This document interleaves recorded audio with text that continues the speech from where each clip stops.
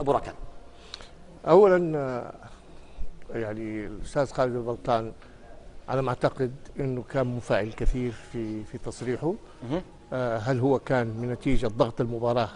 كانت المباراه مؤثره نتيجتها عليه مع خروجه عن النص. الحقيقه التصريح خارج عن النص.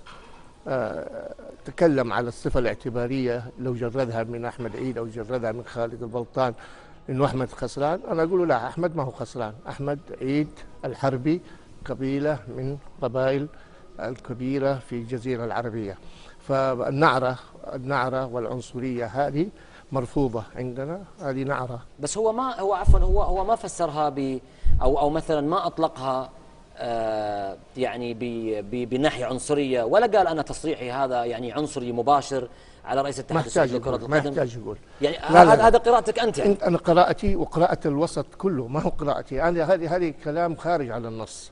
مهما كان اللغة على الهواء، يجب ان تحترم الشخص باي صفة كان. انت عندك مختلف في عمله، مقصر في عمله، تنتقد العمل، من حقك تنتقد اي عمل، ولكن لا تتجاوز انتقاد العمل وتخش في تجريد ولا في عمليه تقييم. او عمليه انه هذا صفه اعتباريه اقل وخسران. خسران ليه؟ انا ابغى افهم ايش هو الخساره اللي خسرها احمد عيد. اذا جردته احمد عيد الحربي، انا اعرفه وانا تربيت معه، اعرفه انه كان لاعب من اميز اللعيبه، على خلق، متعلم، ابن قبيله كبيره. ما في صفه اعتباريه اللي تشرف احمد عيد.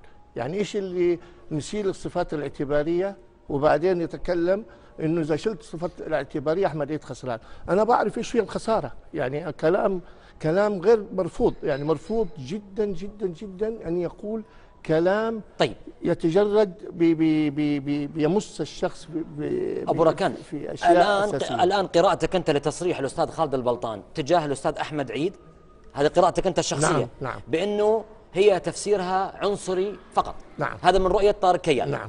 ممتاز.